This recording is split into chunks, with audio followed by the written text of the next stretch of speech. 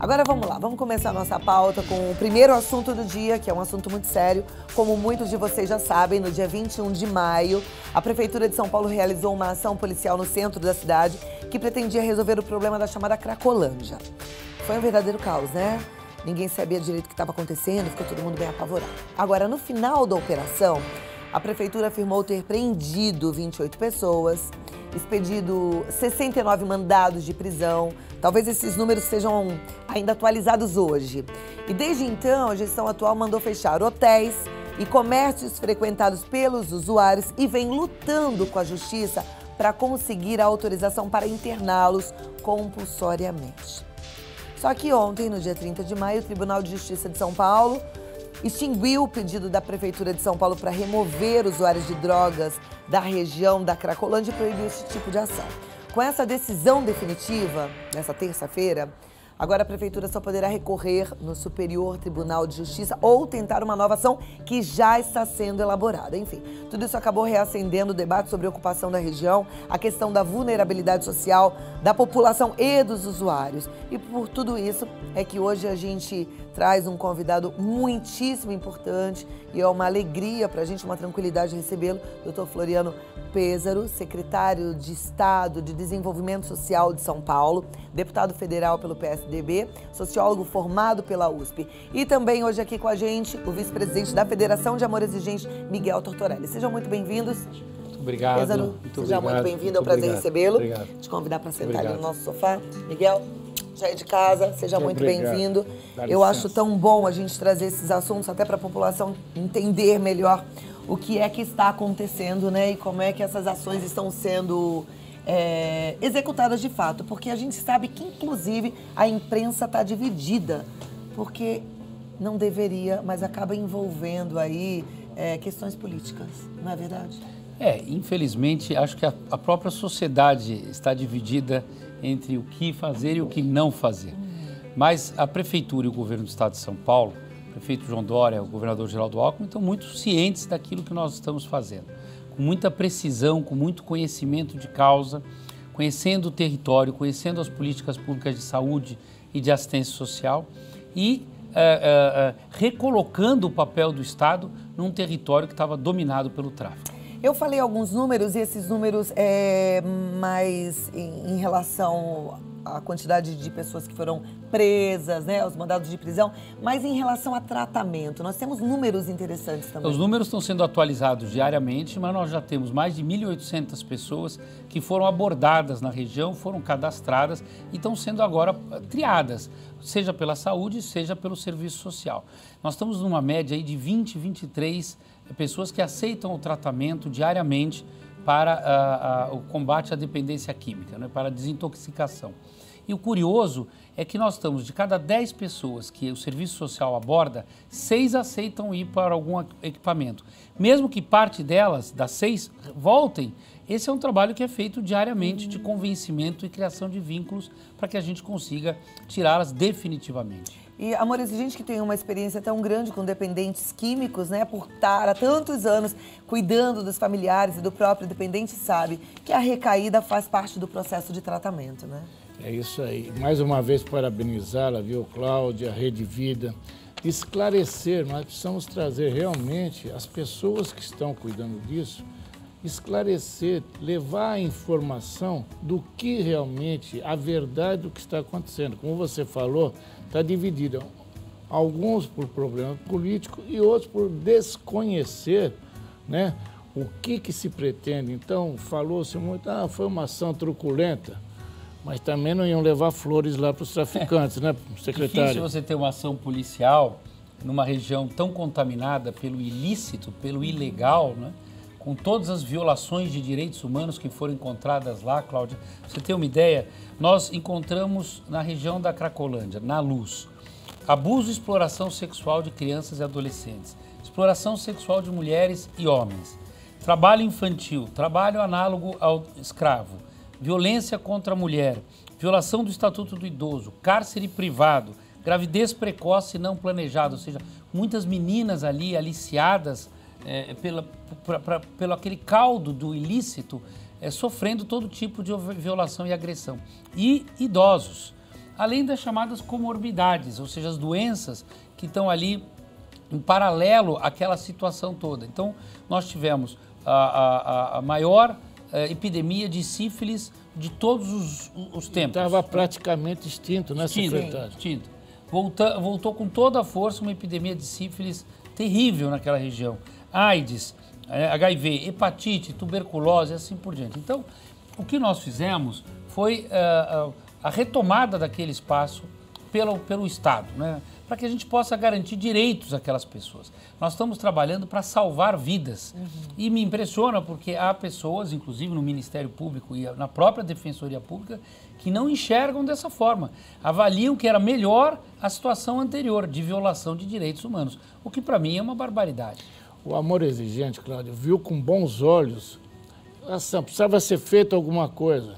Evidentemente que vão se corrigir dentro desse processo aquilo que está errado para tentar acertar. O que estava errado?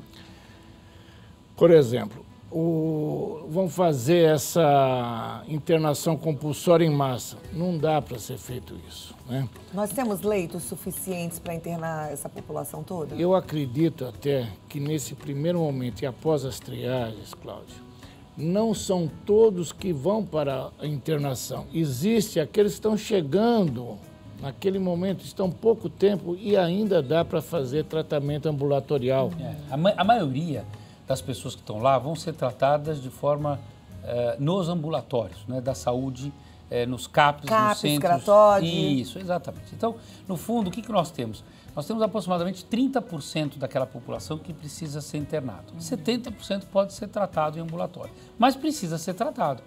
E esse é o lado bom da história, né? Se há vagas e se há leitos para todos, nós temos hoje no programa Recomeço 3.400 vagas. Claro, elas são rotativas e nem todos vão entrar ao mesmo tempo, mas é preciso esse trabalho inicial de abordar, de triar, de criar vínculo, de criar confiança para que a pessoa possa ser tratada. O programa Recomeço não é uma novidade, ele já existe há algum tempo, né? Eu mesma já tive a 4 oportunidade anos. de ir ao Cratóide algumas vezes, de conversar com as pessoas ligadas ao programa Recomeço. Porque são várias cracolândias espalhadas por todo o estado, por todo o Brasil, né? Aliás, não é um fenômeno só brasileiro, né, Cláudio? É um fenômeno mundial.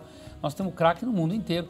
A diferença é como os governos e a sociedade estão enxergando esse, digamos, bom combate a uma droga que é uma droga devastadora. Mas tem uma coisa, né, secretário? Nós deixamos aquilo crescer muito. Muito. Então, quando você fala que nós temos o crack, que é um problema mundial, mas como no Brasil a gente não tem, né? Essa proporção. É o maior consumidor de crack do mundo, o Brasil. Pela leniência das autoridades em geral, especialmente do ponto de vista do tráfico, né, da entrada de drogas, porque o São Paulo não produz crack, isso vem de fora. Então, de alguma forma, mesmo nas fronteiras do país. Mas o fato é que lá na região da Luz, nós tivemos muita dificuldade em trabalhar nos últimos 4 anos. Porque a prefeitura anterior tinha uma visão, na nossa opinião, equivocada. Uma visão de que não era ruim criar um território livre, né, uma zona livre de comércio de drogas e monitorada de alguma forma, porque o contrário disso seria dispersar as pessoas.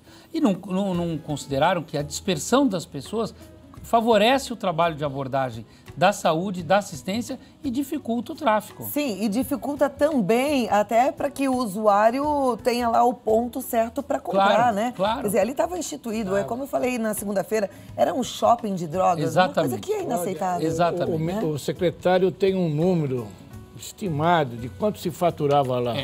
O número é da polícia. A polícia pegou registros do crime organizado na região.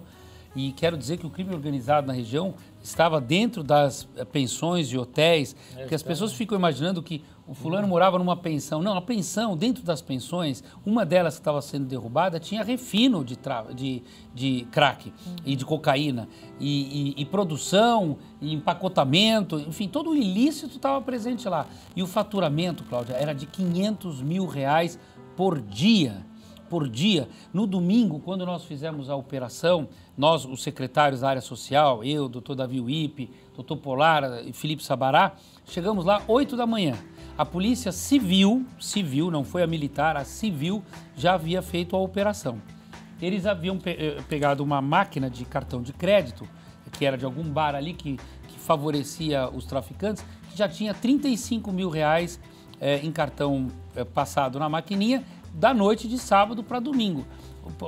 Onde se vê a quantidade de dinheiro que circulava ali. Comprava droga com cartão de crédito. O que prova mais uma vez que é uma droga que é eclética, não tem classe social e ela pega desde a mais baixa à mais alta. Infelizmente, essa é a realidade. Esse né? caso que você falou que eu falei agora do Andréas agora, né? O secretário tem alguma informação sobre o Andréas? Essa informação da Cláudia é muito relevante. Nós flagramos jovens de classe média que moram em Higienópolis, que moram nos Jardins, que vinham até a Duque de Caxias e compravam drogas. Todo tipo de drogas, especialmente maconha, mas não só maconha. E compravam drogas lá com os aviõezinhos, não precisavam entrar no fluxo. Então ali realmente virou uma espécie de drive-thru de drogas para a classe média de São Paulo. Né? Para a classe média, quer dizer, é uma forma pesada de pegar os nossos jovens, né? Porque ele está um ponto estabelecido. Agora, o caso do Andréas é muito triste, né? Porque é uma história toda psicológica de fragilidade psíquica e familiar.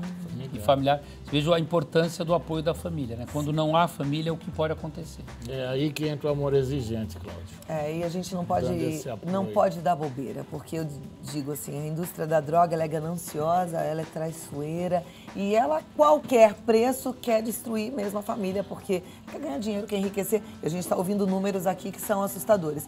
Você falou ainda há pouco do Dr. Davi Wipe, me lembrei do Dr. Osmar Terra, que também está aqui na linha. Será que ele já está na linha? Daqui a pouquinho a gente vai falar com ele, porque eu também quero ouvir. Dessa vez eu quero que o ministro fale para a gente um pouquinho sobre o ponto de vista de saúde, como médico, né? Ele foi secretário de saúde do Rio Grande do Sul por 8 anos. Não, e ele atuou nisso, ele está nos ajudando, ele é ministro tem uma do Desenvolvimento vivência Social. fantástica nisso. Está nos ajudando. E uma informação interessante também, Cláudia, a gente tem a ideia de que o traficante é um monstro, né? Um bicho de 7 cabeças. Tal. O traficante é uma pessoa, um sujeito como qualquer outro. Normal. Né? Inclusive pode ser amigo de um filho nosso. É verdade. Etc. Então, não pensem no traficante como se fosse um sujeito horroroso, que você vê, este é um traficante. Às vezes o traficante pode estar muito mais perto do que nós imaginamos. E esse sujeito que trafica e ganha dinheiro e paga outros, etc., é que se organiza dentro desse fluxo, dentro desse tráfico e aprisiona os dependentes químicos. Esse traficante, já que vocês têm esse contato mais direto, ele é um dependente químico normalmente ou não? Nem sempre. Em geral não é. Em geral ele sabe o que a droga faz e ele fica de fora. Mas ele consome alguma droga também, em geral. Mas são pessoas que estão nesse meio, né, nesse caldo da ilicitude, né, da coisa errada. E em geral são pessoas... Esse traficante que a Polícia Civil prendeu, a inteligência da Polícia Civil vinha trabalhando há 2 meses com a determinação do governador Geraldo Alckmin, que é o FB, o Fabinho. Ele foi pego em Caraguatatuba, numa casa, numa mansão, com piscina, tudo de frente para o mar. Ou seja, era um sujeito de classe média alta, que provavelmente podia conviver aí com qualquer Podia ter amigos festa, que nem imaginavam amigos. também o que ele fazia. Ontem eu estava falando sobre a nossa flexibilidade em aceitar o amigo rico. A gente acha até que é ilícito, mas aí tá tudo bem. O cara convidou a gente para ir no sítio, andar de pedalinho, tá tudo bem, né? Então a gente tem que começar a pensar na gente como cidadão, nos nossos valores, o que é que a gente pode aceitar ou o que a gente não pode aceitar. E começar realmente a colocar limites, inclusive nas amizades, para que esse amigo corrupto, esse amigo que ganhe dinheiro dessa forma tão ilícita e tão cruel, sinta-se também constrangido a continuar fazendo isso. Não pode glamorizar Porque hoje em dia é glamorizado, ganhou dinheiro, tá tudo bem, né? E tem outra coisa, Cláudia. Quem vai levar a droga para os nossos filhos não é o traficante. São aqueles que entram na nossa casa e nos chamam de tio e de tia. Esse é que vai dar o primeiro contato para os nossos filhos com a droga. É verdade. Né? Muito então, preciso isso. Muito e nós precisamos realmente tomar cuidado. Não é, ele é filho de um cara. Não, vamos tomar cuidado. É o que você falou agora, saber quem é, como é que é. Porque não tem muito dinheiro. E pensar na gente também, né, Miguel? Eu gosto sempre de olhar pra gente, porque é aquela pequena corrupção que começa em casa, que chega ao ponto do que a gente está vendo hoje, e infelizmente a gente vê um panorama político terrível, né, lastimável, mas é por conta dessas corrupções pequenas que começam em cada um de nós. Mas nós estamos vendo uma luz no fim do túnel. O amor exigente está entendendo que realmente nós vamos conseguir salvar vidas, viu, secretário? com essas ações, precisar fazer alguma coisa lá. Nós podemos receber críticas, as críticas são sempre bem-vindas, Cláudio.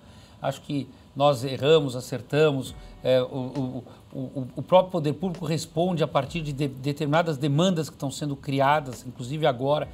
Dou um exemplo, nós percebemos que é necessário criar um equipamento social para receber marido, mulher e um animal, cachorro, por exemplo. Porque alguns casais que estão lá na Cracolândia disseram que saem de lá, param um tratamento ambulatorial, ficam no serviço social desde que possam ficarem juntos, ou não separar marido e mulher. Então nós vamos ter agora alguns equipamentos que vão receber esse tipo de população. O olhar que eu acho que o nosso governo está tendo para o dependente químico já é um olhar muito interessante, que é o que a gente batalha aqui há alguns anos, que é olhar para o dependente químico como ele de fato é, doente. Doente precisa de tratamento. E aí essa luta agora, quer dizer, tem que entrar com um novo recurso, porque é necessário o tratamento. Exatamente. Né? As demandas vão surgindo, os governos vão reagindo a essas demandas e o produto final é uma sociedade melhor. É isso que nós queremos, é nisso que nós estamos apostando. Nós estamos apostando em salvar vidas. Nós podemos ser criticados, mas não por omissão de socorro. E mesmo com as críticas, o trabalho continua. Continua, porque acima de críticas individuais está o interesse público. E nós estamos trabalhando pelo interesse público de salvar as pessoas. Muito bom. Eu falei de tratamento, a gente já está com o ministro do Desenvolvimento Social, doutor Osmar Terra, no telefone. E eu quero, primeiro, desejar boa tarde, doutor. Boa tarde a todos os ouvintes, boa tarde, Floriano, boa tarde a todos que participam aí do programa. Muito obrigada por entrar mais uma vez aqui e colaborar com o nosso programa Vida Melhor. Ministro, como médico, antes de mais nada, né, eu queria ouvir a sua opinião sobre o tratamento e sobre esse olhar para o dependente químico, como deve ser uma pessoa que está doente que precisa de cuidados. Eu acho que toda política pública e toda forma de atendimento, ela tem que ter partir de uma base científica, né? O que é a dependência química? Né? A dependência química é uma alteração, é uma doença do cérebro. O cérebro adoece, o cérebro se modifica com o estímulo frequente da droga, ele libera substâncias em determinadas regiões, principalmente no centro de recompensa cerebral, que comanda o instinto de sobrevivência, por isso que é tão forte a dependência química. O cérebro fica alterado, né? O cérebro trata aquilo de forma como se fosse uma coisa muito importante para a sobrevivência da pessoa, ela usar a droga. E se modifica. Se vocês fizerem um exame de ressonância magnética, vocês vão ver que o cérebro da pessoa que está usando droga com frequência, está dependente de química, é um cérebro que é bem alterado fisicamente, inclusive. As conexões se alteram, né? Em função daquele estímulo continuado. Então, é uma doença crônica. A pessoa não tem consciência do que faz quando a intoxicação é grave, é frequente. O caso, por exemplo, das pessoas que estão na Cracolândia, elas não têm capacidade de discernimento, né? O crack produz uma dependência química severa e uma intoxicação, uma alteração do estado mental que não permite a pessoa larga a família, larga o emprego, larga tudo, deixa os filhos na miséria, a família na miséria para poder continuar usando o crack. Uma pessoa nessas condições, ela tem que ter ajuda. Isso que está se discutindo hoje em relação à Cracolândia é ajudar as pessoas, né? Amparar essas pessoas, dar condições de que elas possam minimamente ter discernimento sobre a própria situação e como é que elas vão, e elas mesmas se ajudarem a sair dessas circunstâncias.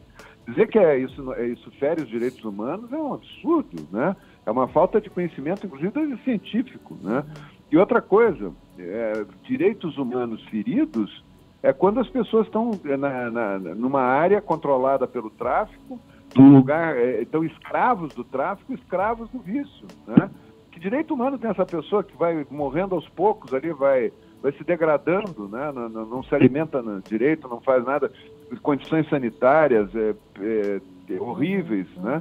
Eu acho que o que se fez na Cracolândia foi o início do grande resgate de cidadania para essas pessoas e o início do grande resgate no espaço público que estava fora do controle do Estado, fora do controle da autoridade pública, controlado pelo tráfico. Eu acho que isso já era para ter acontecido, né? Infelizmente agora com essa sintonia que teve do prefeito Dória com o governador Alckmin, se conseguiu fazer essa ação forte, e agora nós estamos dando apoio para que ela... Tem equipes minhas do Ministério aí ajudando, fazendo uma programação junto com o secretário Floriano, junto com o secretário Felipe, né, para que se possa dar um atendimento digno a essas pessoas. Muito bom. Esse apoio é importantíssimo, né? E a gente acredita que esse trabalho tem que ser feito. Você ia perguntar alguma coisa, Miguel? Eu ia falar com o Osmar. Osmar, nós temos ainda aquele em andamento lá no Supremo Tribunal Federal, né? Do artigo 28. Como é que está isso, Osmar? Esse artigo 28, só explicar para o telespectador em casa, é em relação... à inconstitucionalidade, né? Se ele é constitucional ou não, o artigo 28, né? Que permite que a pessoa plante, carregue, transporte, passe para o outro... A gente está falando de descriminalização das drogas. Ok. O que está suspenso, houve um pedido de vistas do então ministro Teori Zavascki, né? Em relação à votação, né? Ficou suspensa a votação. Na verdade, o artigo 28 diz que é crime, né? O porte, o transporte, né? Só que só o porte de drogas não é crime punido com prisão, e sim com penas alternativas. E a venda de drogas é punido com prisão, né? Isso parte de um princípio lógico. A droga funciona como um vírus, né? Quanto mais gente, quanto maior a oferta de drogas, mais gente doente terá. Uhum. E é uma doença, eu não falei na primeira parte, mas eu quero falar agora, a dependência química é incurável, não tem cura, né? O que pode é fazendo um grande esforço, com muito apoio da família, por isso que é muito importante o trabalho do Amor Exigente, né? Que reforça muito esses laços familiares. Com muito apoio da família, a pessoa pode ficar em abstinência. A cada dia tem que fazer um esforço para continuar em abstinência. Uhum. Como os AA fazem, né, em relação ao álcool. Né? Vai ter que ter um tratamento e controle para o resto da vida, né? Exato, da vida. Então, o que o Supremo deve entender, eu imagino, é que, do ponto de vista científico, não tem base nenhuma, né, de liberar droga, né, liberar consumo de droga. Isso vai causar uma tragédia em grande escala. Já está ruim, se liberar vai ficar muito pior. Nós temos 30 milhões de usuários de álcool e tabaco, dependentes químicos do álcool e tabaco. 30 milhões, por ser livre, por ser de fácil acesso. E temos 7 milhões de usuários de maconha, cocaína, crack, né, dependentes químicos dessas drogas. Se liberar, esses que são 7 vão virar 30, 40. Imagina que país que nós vamos ter. Né? Muito bem. Então, a nossa participação como cidadão para que isso não aconteça, para que não seja liberado, qual que seria? Eu acho que tem que se manifestar, né? Tem que fazer manifestações ao Supremo, né? Aos ministros do Supremo que vão tomar essa decisão, né? Então, abaixo-assinado, manifestações pela rede, pela internet.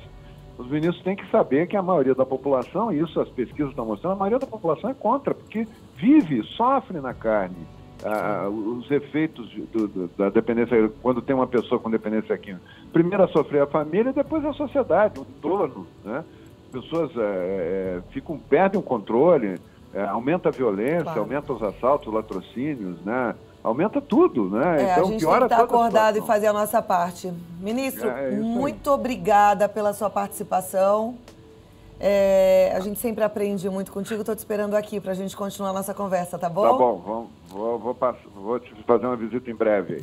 Estou esperando. Abraço, muito obrigado aí. Um abraço ao Floriano, Miguel. Nós que agradecemos. Obrigado. Eu vou dar um recado e volto aqui já, tá bom? Só para complementar, na página do Amor Exigente, no site do Amor, tem lá, quem quiser entrar. Tem o link lá para votar, para fazer o abaixo-assinado, para participar. Né? Muito bom. Agora eu vou continuar aqui o nosso assunto. Eu vou ligar para comprar uma para mim. Deixa eu ver, tá precisando? Sempre é bom, né? A gente sempre tem que se cuidar. Mas, na verdade, assim, eu gosto de estimular as meninas a se cuidarem também, mas como é importante a gente pensar realmente em tudo que está acontecendo no nosso país, mas pensar na nossa parte, né? Essa questão do mente sã, incorpore sano, né? Mente sana, incorpore sano. É importante fazer esporte, é importante ter acesso à cultura. A gente vem trabalhando na Secretaria de Assistência Social do Estado sobre a orientação do governador Alckmin, nesse intuito de dar um atendimento integral às famílias. Então, hoje nós estamos atendendo crianças e adolescentes, idosos, pessoas com deficiência, capacitando e qualificando pais e mães para que eles possam gerar renda. Porque nós sabemos, isso é algo que nós acreditamos, que a geração de renda, o emprego e o trabalho, não necessariamente a pessoa vai ter um emprego, mas ela pode ter um trabalho, ela pode gerar renda. Isso emancipa as pessoas, isso dá a elas, de fato, a liberdade tão esperada para seguir a sua vida. Mas onde é feito isso, secretário? Em várias organizações não governamentais. Nós temos um convênio, nós repassamos quase 200 milhões de reais por ano. Organização não governamental, gente, é a ONG, aquela lá que você sabe ali da sua cidade, do seu bairro, aquele lugar onde funciona lá uma oficina. São entidades sociais que fazem trabalho com crianças, adolescentes, idosos, pessoas com deficiência, que nós pagamos.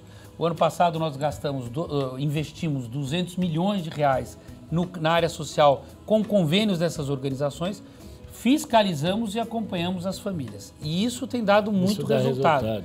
Muito resultado. Aqui na região metropolitana, a gente tem feito um trabalho intenso para poder resgatar as pessoas e prevenir. Porque é muito mais barato, todo mundo sabe disso, é muito mais eficiente prevenir com que esses jovens, especialmente no ensino médio, entrem no mundo das drogas. Hoje a gente tem registros de crianças de 12, 13 anos que já começam a experimentar, por exemplo, maconha.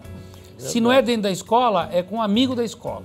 Então a gente tem feito uma campanha muito forte com a Secretaria de Educação do Estado de São Paulo, dentro das escolas, junto, em alguns casos, com a Polícia Militar, que tem o programa ProERD, mas não só com o ProERD, dentro das escolas para mostrar ao jovem que a droga é o pior caminho.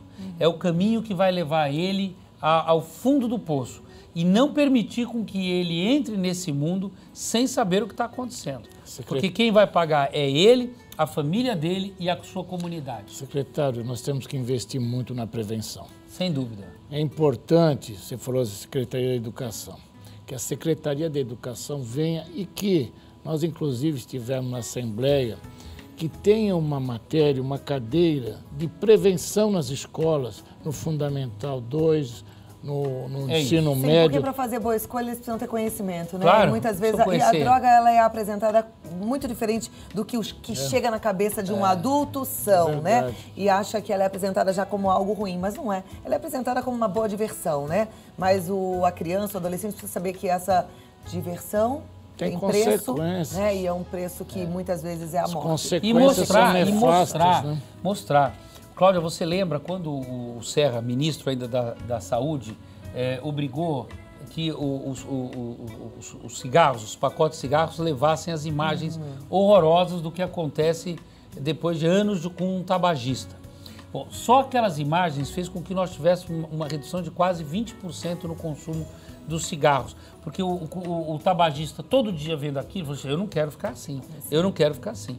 Então, mostrar as consequências para a família, para o sujeito e para a sua comunidade de um drogado é fundamental. Sim, tem que mostrar, porque como a gente falou ainda há pouco, o traficante, que é aquele que entra na sua casa com uma carinha boa, te chama de tio, de tia, ele não está vivendo as consequências, talvez nem vá viver, mas pode ser que numa primeira experiência, numa segunda experiência, um filho nosso caia e torne-se dependente. Então a gente tem que mostrar realmente qual é essa consequência de forma muito simples, né? Objetiva, porque ali o amigo talvez seja até o mais bonitão da turma, né? E que é aquele que seduz mesmo a menina. E cuidar dos filhos, cuidar das nossas crianças. Nós falávamos isso esses dias.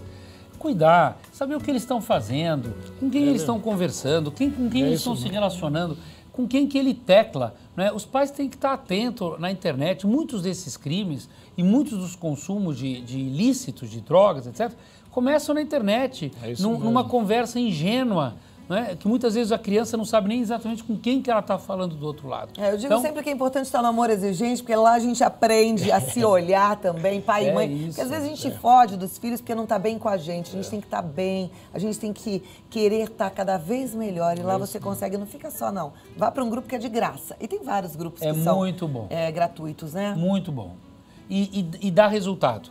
Dá resultado. Desde que eu conheci o Amor Exigente, eu comecei a respeitar profundamente esse trabalho voluntário que é feito e de forma organizada, com metodologia, isso dá resultado.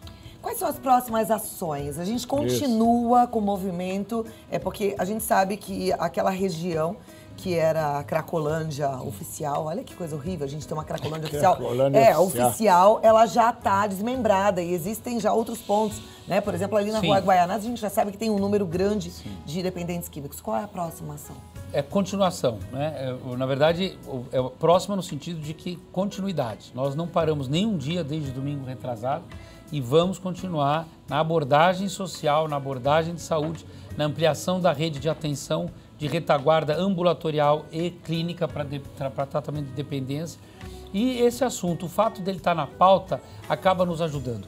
Acaba ajudando a criar um consenso sobre o tema e, se Deus quiser, e acho que todos querem isso, todos que estão nos assistindo querem salvar essas pessoas. Ninguém quer ver esse povo morrendo e sendo explorado e sequestrado por esses traficantes. Doutor, tem muitas mães nesse momento vivendo esse drama da dependência química sem saber como elas podem internar o filho delas. Existe vaga? Existe internação gratuita, uma vez que é consenso geral? Como é que funciona isso? Existe, aliás, numa quantidade maior do que as pessoas podem imaginar. A porta do programa Recomeço, que é o programa do Estado de São Paulo, é feita através do CRATOD, que é o Centro de Referência Álcool, Tabaco e Outras Drogas. Fica na região da Luz, ali ao lado do Parque da Luz. Isso aqui em São Paulo. Em São Paulo. A gente consegue estender um pouquinho para o Brasil? No Brasil isso funciona da mesma forma? No Brasil, assim como no interior do estado, a família deve procurar um CAPS, um Centro de Atendimento Psicossocial. Todos os municípios brasileiros têm CAPS e devem procurar o CAPS, é o equipamento da saúde, ou o CREAS, CRAS-CREAS, que é o equipamento da assistência social. Então, procurar o Centro de Referência da Assistência Social ou o Centro de Atenção Psicossocial da Saúde. Isso tem sido monitorado? Está funcionando? Eu não quero falar para minha telespectadora ir buscar ajuda para o filho e ela chegar lá ser maltratada e não conseguir nada. Não, está funcionando, é uma política pública, tem financiamento e a população tem que cobrar. E se for mal atendido, tem que nos avisar, né? Avisar as ouvidorias do Ministério, das secretarias. O povo tem que cobrar, né? Tem um problema em casa, busque ajuda. Busque o poder público e seja bem atendida. E se não for, é um direito seu de cobrar bom atendimento e de reclamar. Eu estou muito feliz que nesses 3 dias aqui a gente está falando bastante de política e eu estou entendendo e sei que você que acompanha o programa também está entendendo que estamos muito mais perto do que a gente sempre imaginou. E o nosso poder é muito maior do que o que a gente imaginava ter. Agora, basta a gente querer e exercer, né? Então essa reclamação, a qual o secretário Péssaro está falando aqui pra gente, ela precisa ser feita, porque se não for feita, não tem como chegar até o poder público. E eu sempre lembro o seguinte, eu sou servidor público há 21 anos. O poder público trabalha melhor na medida em que há demanda organizada. Quanto maior a cobrança, maior é a resposta que o poder público dá à sociedade. Então, cobre porque o serviço existe e deve ser bem prestado. Só colocar Rua Prates 165. Rua Prates 165 é o nosso CRATOD. É o CRATOD, ali no Bom Retiro. No Bom Retiro. Então, tem que ir, né? Isso é o voluntário. Tá? Porém, as pessoas que também têm dentro da sua casa, que o filho não quer ir, lá também tem a OAB, a Defensoria Pública, que eles podem levar o caso e, conforme o encaminhamento, pode até virar uma internação involuntária no CRATOD. É isso, secretário? É isso, ali tem todos os protocolos da saúde, todo o regramento especial. Muitos dependentes químicos já foram internados e é assim que nós vamos continuar. Nós vamos continuar salvando vidas. Muito bem, a gente apoia. Se você quiser mais informações, o Dr. Floriano Péssaro, ele tem um site que é o www.florianopesaro.com.br. Mais informações através do 011 2763 8040 e tem o site do Desenvolvimento Social, que é o desenvolvimentosocial.sp.gov.br. O Amor Exigente, você já sabe, amorexigente.org.br. Vá, não fique só, vamos porque a gente consegue. Não dá jeito nesse nosso país. Muito obrigada. Obrigado, Cláudio. Parabéns pelo programa. Muito obrigado. Miguel, mais uma vez, insista, resista, persista e não desista. Gostei. Como é que é? Insista, resista, persista e não desista. Força, fé e alegria, minha gente.